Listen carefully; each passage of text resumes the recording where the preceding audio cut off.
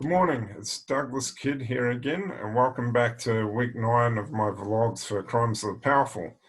This week's content focused on corruption in the criminal justice system. However, the lecture by Dr. Jeffries provided an exceptional look into the Fitzgerald Inquiry of 1989 and a rather interesting analysis of the sex industry here in Queensland and its relevance to the crimes of the powerful.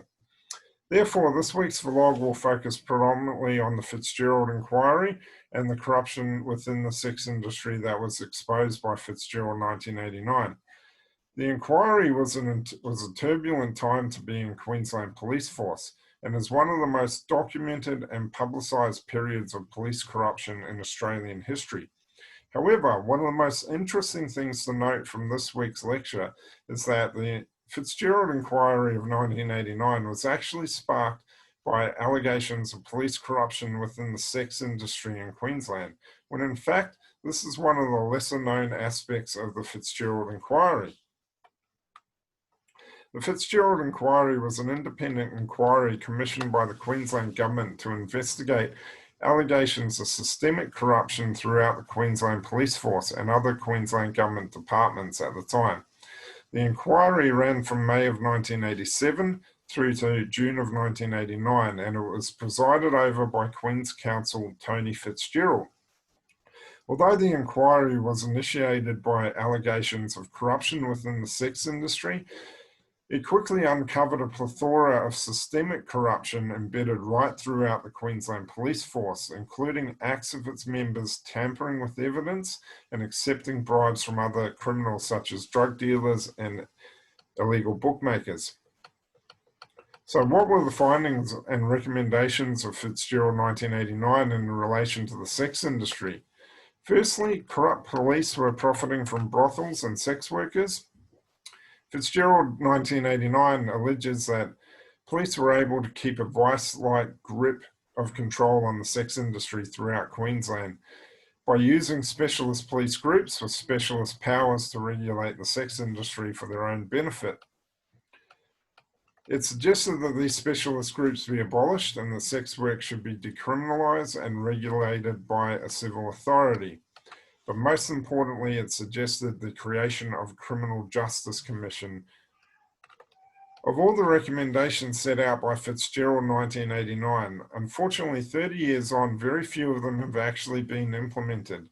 According to the Crime and Corruption Commission of 2020, one of the very few recommendations that was implemented post-Fitzgerald was the introduction of the Criminal Justice Commission in 1989, which has evolved into what we know as the Crime and Corruption Commission today.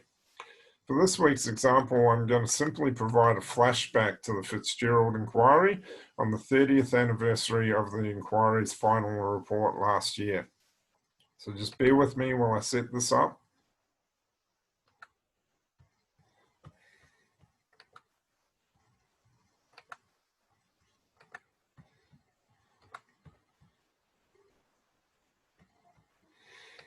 Hopefully you can all see this. Queensland's dark history 30 years ago.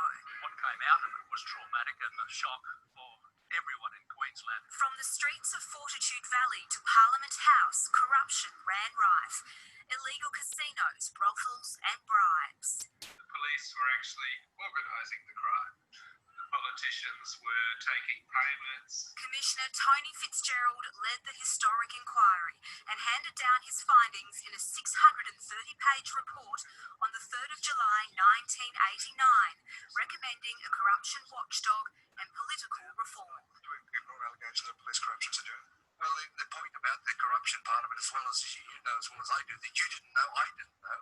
Police Commissioner Terry Lewis was jailed for receiving corrupt payments and turning a blind eye. He's always maintained his innocence. If I was part of it, surely to goodness, I would share some of the benefits of it. Journalist Phil Dickey helped in exposing the truth with revelations in the Courier Mail.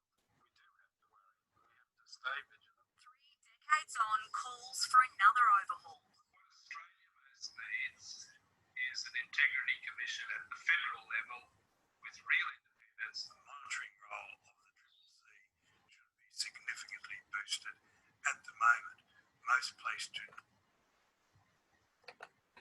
So, as you can see there are still calls today for a new inquiry into police corruption, but there is also on the larger scale a call for a federal corruption commission to be introduced in Australia. This is something that's been lacking for quite some time. Anyway, this brings me to the conclusion for this week. So thank you all for watching again, and I will see you next week.